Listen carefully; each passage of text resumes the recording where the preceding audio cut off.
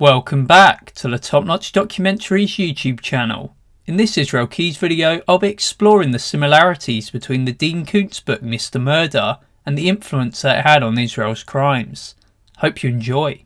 Let's get into what the book is all about. You'll be able to see many similarities between Israel's crimes and what was written in Mr. Murder. The book Mr. Murder tells the story of a murderer who is essentially a trained contract killer. This is how the killer is described in Mr. Murder. On a more profound level, he does not know who he is. He has no memory of a time when his profession was anything other than murder. He has no politics, no religion, no personal philosophy whatsoever.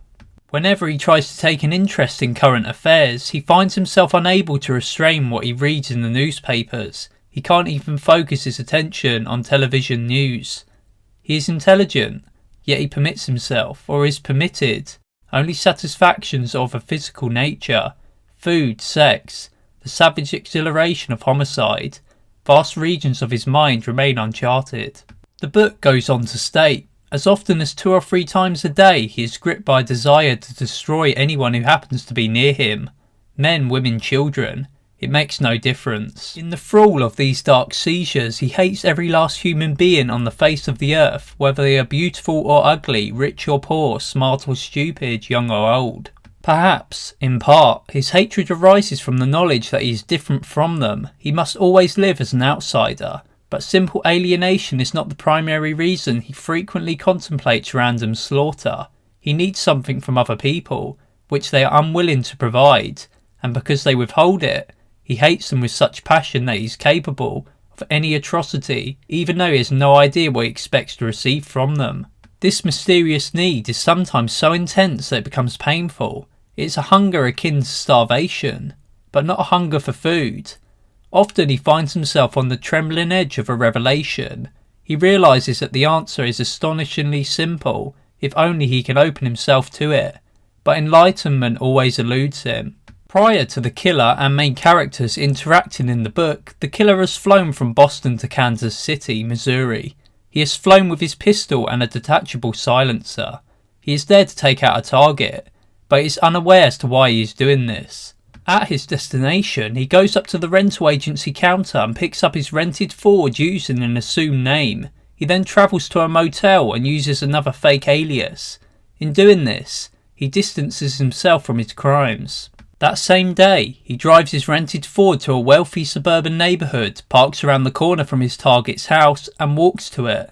He gets into the house using a key and disables the alarm system before attaching the silencer to his pistol. Then he explores the rooms wearing night vision goggles, which helps him move confidently as if all lamps in the house were turned on. A man and woman in their 40s are asleep in the master bedroom. He then proceeds to shoot both of them in their bed.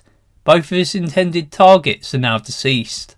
Following this couple murder, the killer is suddenly compelled to travel west. He steals a new car and ends up at a 7-Eleven. He kills the clerk and robs the place.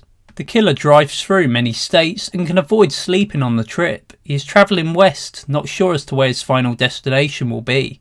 Whilst this is going on, Marty Stillwater and his family, wife and 2 young daughters, are living their life in California. Marty is a writer of mystery novels and is disturbed by recent bad nightmares. His paranoia is overwhelming him as he feels as though danger is imminent. The killer, who resembles Marty and is a body double of him, is compelled to travel to his neighbourhood and eventually arrives at Marty and his family's home.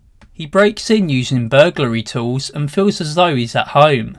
The killer believes that he is Marty now after seeing a family photo, and on confronting Marty later on, he tells them that he could kill him and take his place. In doing this, he would feel less empty and be able to live a normal life. The killer is soon revealed to have been a trained genetically engineered creation. More events unfold and a major standoff occurs at the end of the book.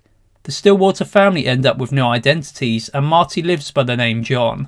He poses as a former insurance salesman who claims to have come into a substantial, though not enormous, inheritance. The book Mr. Murder was discovered in Kimberly's home and was confiscated during one of the FBI searches.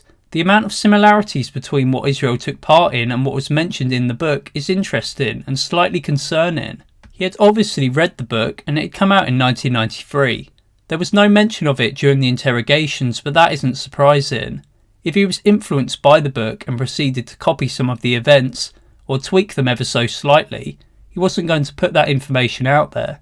Some of the small included information, like the insurance salesman and inheritance details at the end of the book, are memorable when it comes to Israel Keyes. Encounters with someone resembling Israel make the recurring comment of him claiming to be an insurance salesman.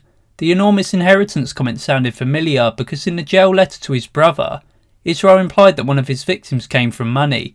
They had a wealthy grandmother. These could just be a coincidence, and I could just be spotting minor similarities, but it's still worth pointing out. From reading Mr. Murder, you begin to realise that if Israel had been influenced by the book ideas, his ideas weren't very original. He said that movies stole his ideas, and this could also apply to books and other crime-focused entertainment.